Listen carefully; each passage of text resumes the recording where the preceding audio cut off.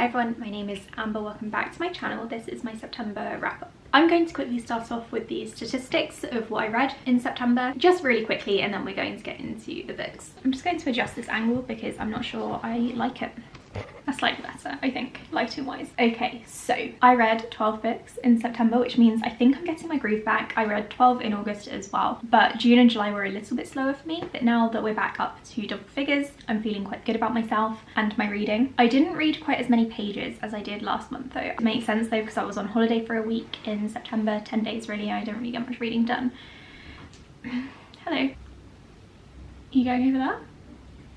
I did, however, listen to a bunch of audiobooks. I listened to 24 hours of audio reading and my average rating was 3.5, so it was a fantastic reading month. I really enjoyed myself. Let's get on to the books. So the first book I'm going to talk about is the first one that I read in September, and that is Ace of Spades. This is a YA thriller. It's about two teenagers who go to this all-white school. They're the only two black students, and so already you know that something may be wrong. One day an anonymous texter starts spreading rumours about these two, and then all these secrets start to come out while the two main characters are trying to figure out who's doing this to them. I really enjoyed this one. It didn't go the way that I thought it would. I've heard comparisons to Gossip Girl, which I don't think are true. I don't think that's an accurate comparison at all because this is so much darker than Gossip Girl. However, I have also heard comparisons to the film Get Out, and I would say that's fairly accurate because of things that happen towards the end. The reveal is kind of along the same lines without going into too much detail, and so I think if you enjoyed Get Out you will enjoy this. I did feel like this was a little bit unrealistic in some places. Again, I can't really say why because of the twists. However, Get Out was a little bit unrealistic as well if you think about it. So I enjoyed this one. I gave it 4 stars, I think. Yep, 4 stars. I don't think it's the best thriller book I've ever read, but it did keep me on my toes. It kept me guessing. I was thinking that the bad guy was going to be almost everyone at one point or another, and I didn't really see the ending coming, so there's that. Next, I read an historical fiction book, and that is The Mountains Sing. I gave this one 4 stars as well. So this one is set in Vietnam. It starts off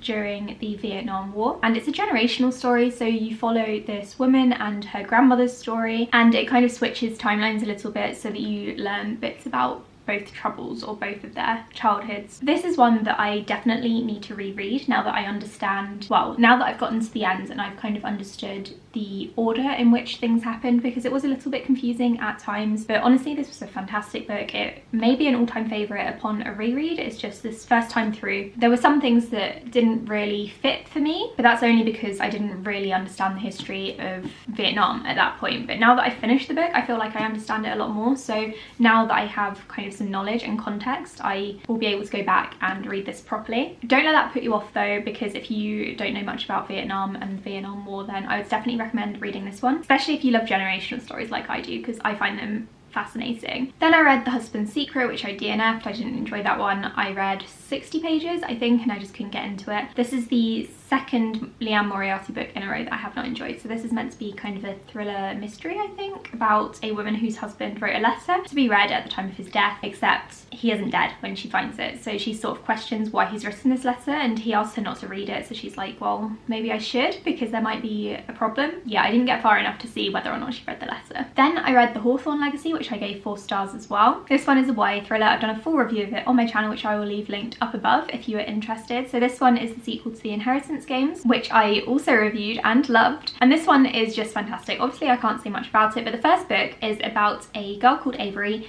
who finds out that she inherits billions of dollars, and she has to, in order to get her inheritance, she has to go and stay at this mansion of this guy who she has never met, by the way. She doesn't know why she's inherited all this money, so she wants to go and find out. So it's kind of like a mystery thriller with some like puzzles and games and riddles and stuff, and I love those kinds of mysteries, so this was definitely the series for me. Next, I just quickly wanted to talk about a book that I'm currently reading but I'm going to finish today, and I'm recording this on the 30th of September, and I better freaking finish it. So that is Words of Radiance Part 2. I am that far through, so I have 120 pages left, I think, and I can do it. I'm gonna do it this afternoon after work. I've been reading this book for the longest time and I just need to finally do it. This will be my last book for the Magical Readathon prompts and my bookopolython prompts that I need to get to, so it's kind of a race to the finish line. But this one is obviously the second book in the Stormlight archive. I'm going to do a full review of this one once I've finished it and once I've processed my thoughts, but I am really enjoying this. It's a 5-star prediction. I'm probably going to give it 5 stars because I'm loving it. I love Kaladin, don't love Shallan so much, but I do really love the Colin family, so there's that. Would highly recommend reading this series if you're into adult fantasy. You probably don't need me to tell you this, but you should. Next, I read and also listened to The Murders at White House Farm. This is the non-fiction true story about the Bamber family. So this guy called Jeremy killed his family, at least he was convicted of it. But initially he tried to blame it on his sister, who was diagnosed with schizophrenia, and he tried to blame it on that and said that she was crazy. But then a few months later, after a very botched investigation, Jeremy was actually found guilty instead. So I'm going to be doing a full true crime video on this case and on this book, as well as the accompanying audiobook.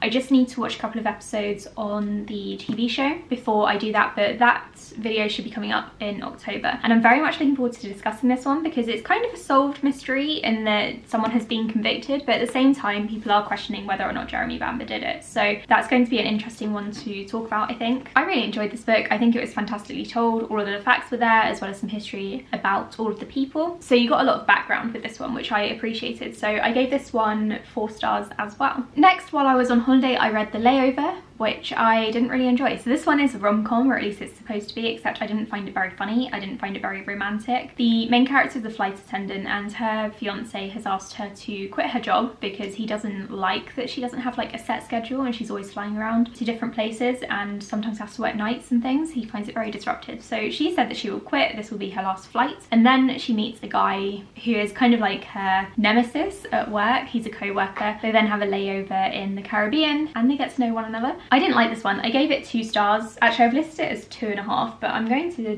bump that down to 2 because the main character was so annoying and so whiny and I could not stand her. So I would not recommend this book. It's not a very funny rom-com. There are much better ones out there, and it didn't really put me in a relaxed mood because I found the main character so horrible and awful. So yeah, I hated this one. Really disappointed. But another book that I also hated was called The Storm. This is a graphic novel. I got this from NetGalley in exchange for an honest review, and I didn't like this one either. I gave this one 1 star. So this one is about a group of children, teenagers, I'm not really sure how old they were, and they fall through a time portal while they're on a school trip. I really like the premise because I love time travel stories. I thought this was going to be really interesting, but unfortunately it was just offensive. So I found it quite boring for one thing, but then also there's this main character who is very overweight and he was the butt of everyone's jokes. There's this bully who is awful to him, obviously, but it's not just the bully who's an arse to him and keeps talking about his weight. All the other characters do as well, even though it's in a kind of jokey, friendly manner, or so they think. And these people are meant to be his friends, at least somewhat. So yeah, I didn't like it at all. I felt like the authors were using this fat character as comic relief and I really didn't enjoy it, so I gave it 1 star. Next, I read The Mothers by Britt Bennett. This is the author of The Vanishing Half. I gave this book 3 stars. It's not as good as The Vanishing Half at all by any means. It's just kind of average. So this is about, it follows a bunch of mothers basically. All of the characters are kind of mothers in one way or another.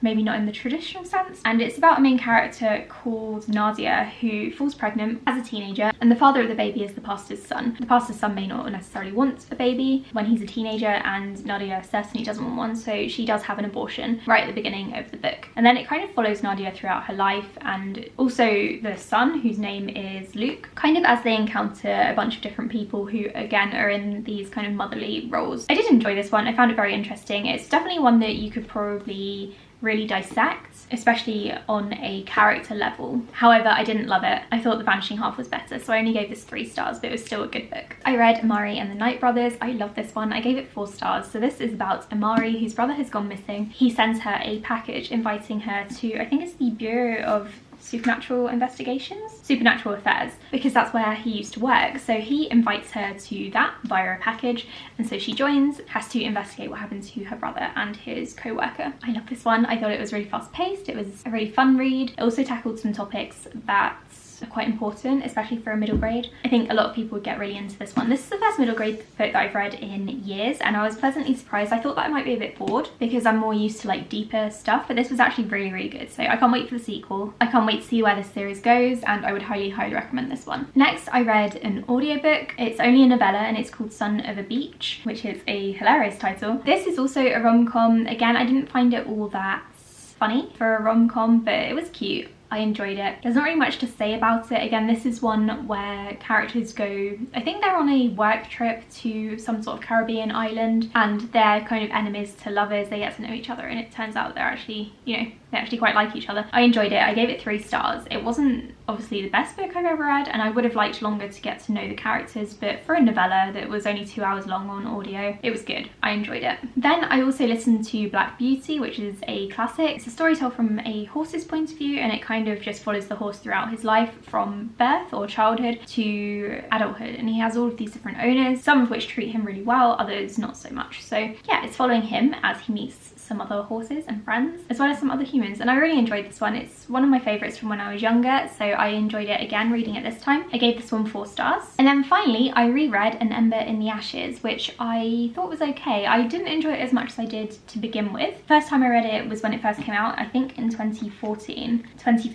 So this was really popular when it first came out, and I think I was caught up in the debut hype, as you know, that happens sometimes, and I gave it 4 stars, but I think now I've given it 3 or 3.5. It's a YA fantasy book. It follows 2 characters, one called Elias and one called Leia, or Lyra. I'm gonna say Leia because otherwise it's Elias and Lyra. Leia's brother has been captured by the Marshall Empire, and so she wants to go and find out what happened to him and go and rescue him. And then Elias is training to work for the Marshall Empire as a mask, which is basically like an imperial guard or soldier. I did like this one, and it's very dark. I don't remember it being this dark, but it is. Leia goes through so much, and I feel awful for her. So I found her chapters a lot more interesting than I found Elias's.